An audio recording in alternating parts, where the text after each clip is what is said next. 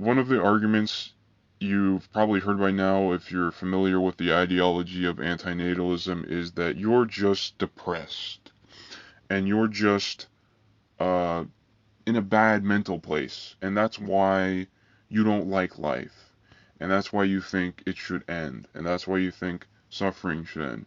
And this is such a incredibly lazy argument, and it just at face value doesn't fucking make any sense.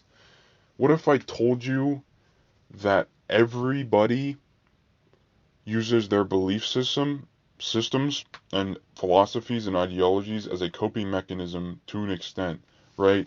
You use your philosophies as a coping mechanism because at the end of the day, if you have nothing else, like you still have your beliefs, you still have your core ideals, right? You always have that to fall back on. And a lot of people have more optimistic or delusional outlooks on life because it makes them feel good. And there might be certain truths to these ideologies, but that doesn't mean the entire thing is incorrect, right? That isn't even an argument to begin with. Well, you're just in a bad place. How is that an argument? What are you addressing? You're not addressing the actual argument itself. You're just addressing my psychological state of mind. And plus, you don't even know that to begin with. What if the world really is that bad, you know? Can you not swallow? Are you just saying that because you have rose-colored glasses on? I could flip the exact same script on you. I could say, well, you deny antinatalism because of course you do, because you have attachments to life. You have a lot of friends and family and high-paying jobs and all that sort of stuff. I could say you're just looking through life through rose-colored glasses. You know what I mean?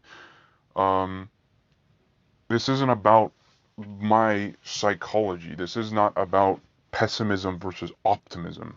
This is about logic. What this is about the truth. This is about finding out what life is really about and removing any sort of emotional attachment to your arguments, right? This isn't about, well, personally, yes, I've had a lot of happenings in my life, and I've had a lot of shit, happen to me, and everybody else has too.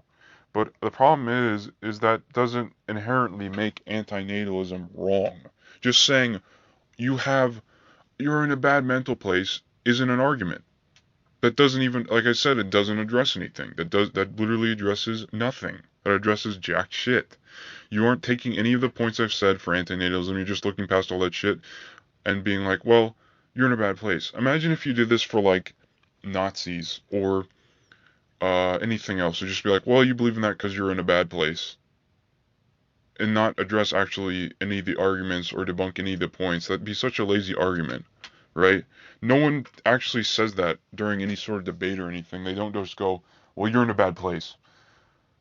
Well, obviously, like I said, people are prone to, you know what I mean, their environments and their uh, dealings with life obviously affect their outlook and their positions, and you're no different.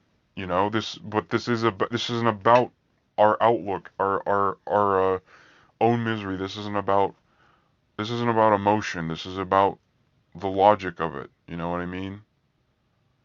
How can you refute things like generational trauma or constant cycles of pain and suffering, or the fact that life in general is just pain mitigation, or the fact that the world in general has continued to decrease in quality? You know what I mean? How can you refute any of those arguments? Can you actually address any of those points? If you're going to address those points, sure, but if you can't, if you're just going to go for my psychology, you're just a boring argument. A lot of these breeders and natalists don't um, don't even address your points. They just go, well, he's just depressed. What if life is just inherently depressing? What if reality is depressing? What if reality is bad? It is bad. And you just want to live in a fucking bubble and pretend like it's great when it isn't.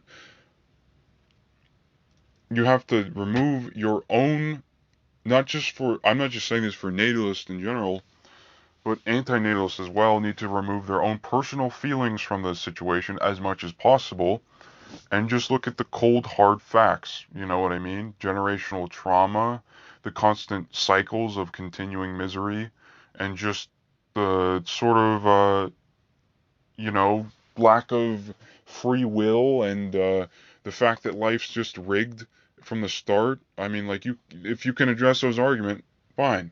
But if you can't, then shut up. Anyways, that's all I got. So, bye.